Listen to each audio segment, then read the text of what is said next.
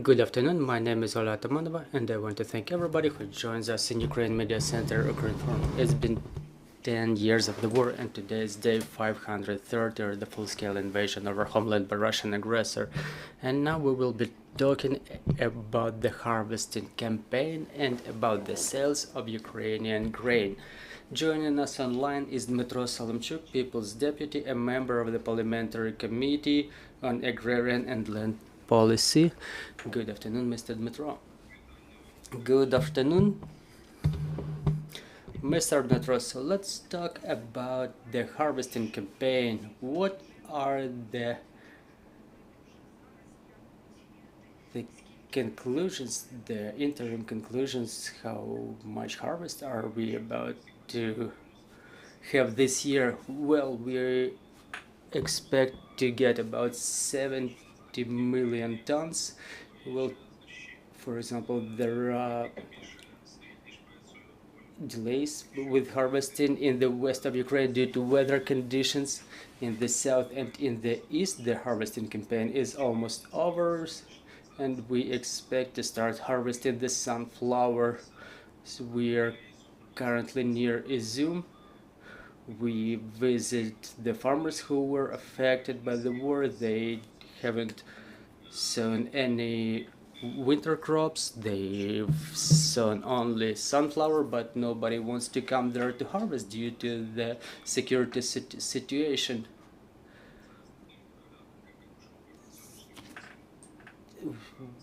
Generally,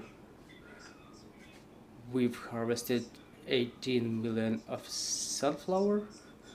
It's 16 to 17% of the harvest which is about to be harvested this year.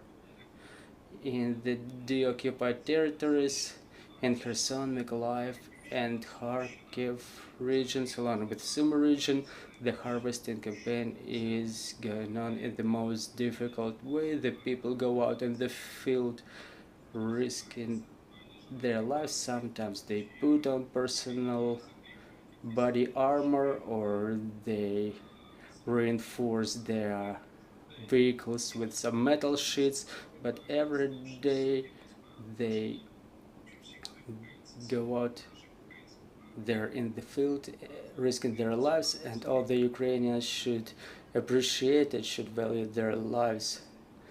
Mr. Dmytro, what is the dynamics comparing to the last year? Have we harvested more than the last year?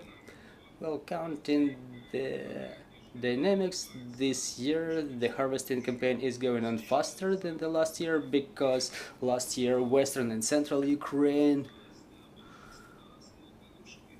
they were harvesting wheat and the rains were washing out everything. This summer is warmer, the temperature is higher, and the harvesting campaign is going on faster.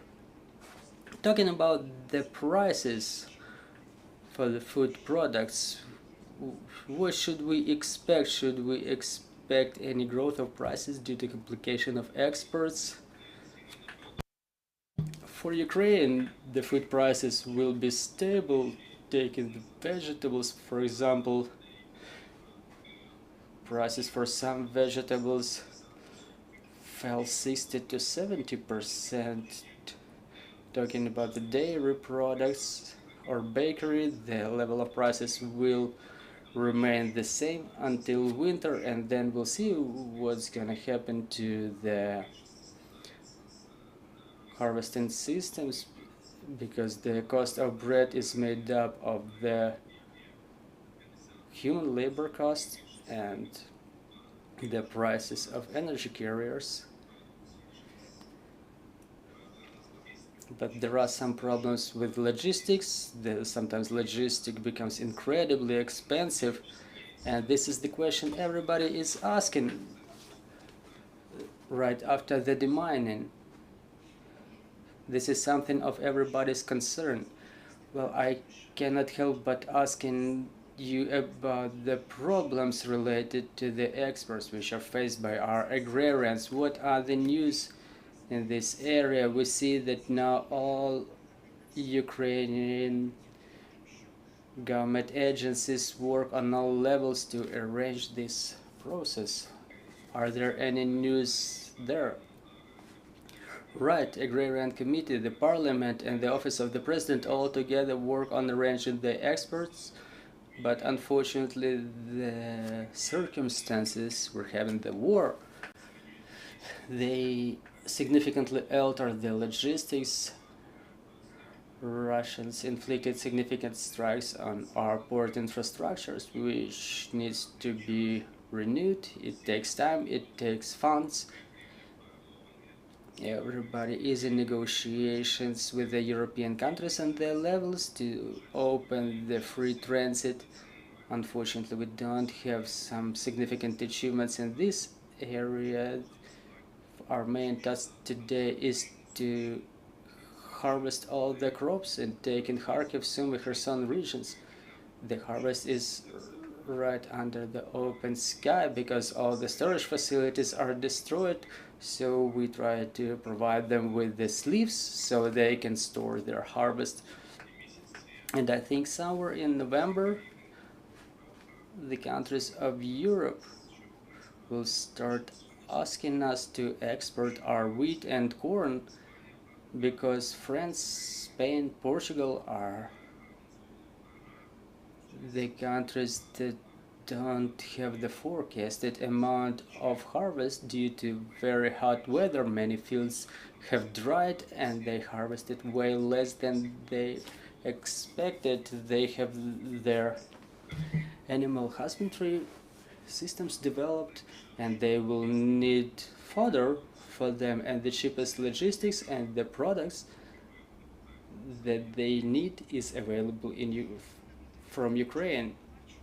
Mr. Dmytro, we see lately that the tactics of the occupier has become such that they try to target our grain. Do we understand what are the losses suffered by our agrarians due to the enemy's strikes on our grain silos? Well, I think there is no single person in Ukraine or in the world who can calculate the exact losses of the agrarians, but those are horrifying figures. We were visiting Kherson region and the irrigation system that used to be the biggest one in Ukraine and covered 450,000 hectares. The losses of the irrigation system are in dozen millions of dollars.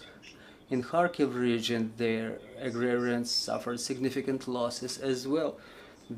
A village was under occupation and the enemy was killing the pigs. The village used to have 70,000 pigs, but the occupiers killed almost all of them. I think that in Kharkiv region, the losses of agrarians will be calculated in tens of billions of dollars.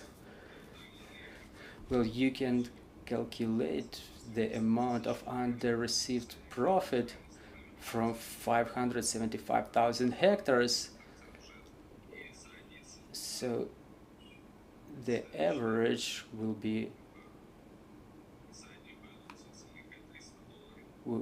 given the average price of $300 per ton, it's tens of billions of dollars.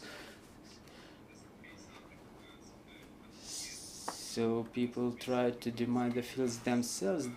They attach the rollers to the tractors. They drive them remotely. Our agrarians are unique people. You know, they invent things on the go. They were left alone in their villages and they start building navigation systems in their tractors. So again, they're unique engineers. Mr. Dmytro, getting back to the topic of prices in the global markets, we've seen the market react to the strikes on Israel. The prices started growing. So has it stabilized now, or we expect any more growth of price of food in global markets? No, the price has not yet stabilized. The wheat will become even more expensive the price will be growing until the mid-October, maybe 20, maybe 30% according to my forecast. Thank you, dear colleagues. Do we have questions on the floor? Vladislav Obuch, Ukrinform. Last year, the practice of temporary storage of harvest in the sleeves proved to be efficient last year. Was the equipment already inventoried that was supplied by the partners to Ukraine? Is anything going on with the replenishment of the storages? Are those sleeves still supplied to us? And what's going on with the processing of agricultural products? Last year and this year we're talking more and more about this, so we're not only talking about additional bigger added value, but also increase of the products that can be exported thanks to the fact that they were processed in Ukraine. As to the inventory of equipment, it's mostly the realm of the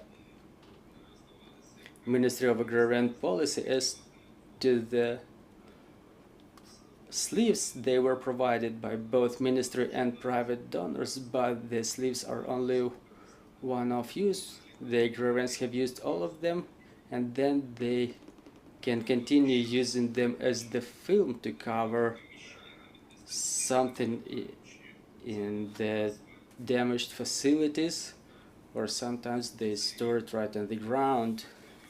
This year the sleeves were not included in any programs by the ministries. Only the International Winning Victory Harvest is the charity fund that continues supplying the sleeves to the agrarians.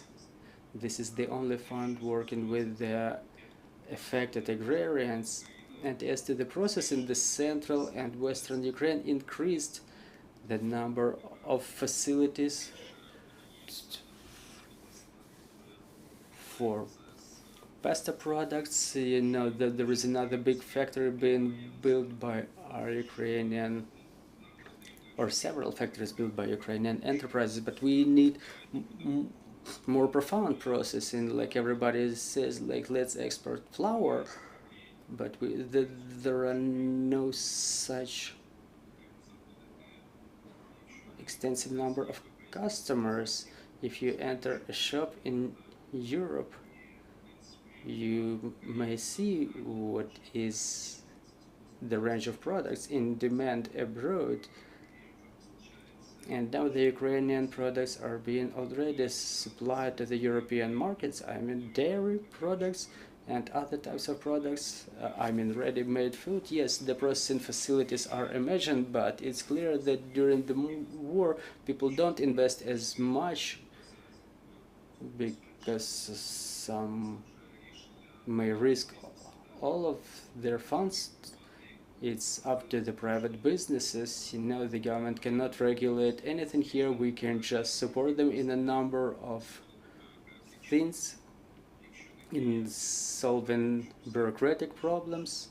We help them to expedite all the processes. Mr. Dmytro, and the last question is about the export to the European Union countries. We've seen that on the 15th of September, the export ban should be lifted, but we know that those countries want to extend this period until the end of the year. So what does Ukraine do in order not to make it happen? Yes, we are in negotiations with the committee of the Polish Sejm. The office of the president is in negotiations on the level of presidents, and cabinet of ministers is in negotiations on their level. But some of our friends, some of our neighbors, whose support we appreciate a lot, the support that they were extending to us since the 24th of February, but some of the politicians there, they use our farmers as the political leverage before the elections. So after the end of elections campaign, I think the lanes should be open, because otherwise the price of products in their shops will grow 30 to 40%, because they don't have sufficient harvest and fodder for their animal husbandry. All the meat products will grow in price, everything that they like to eat.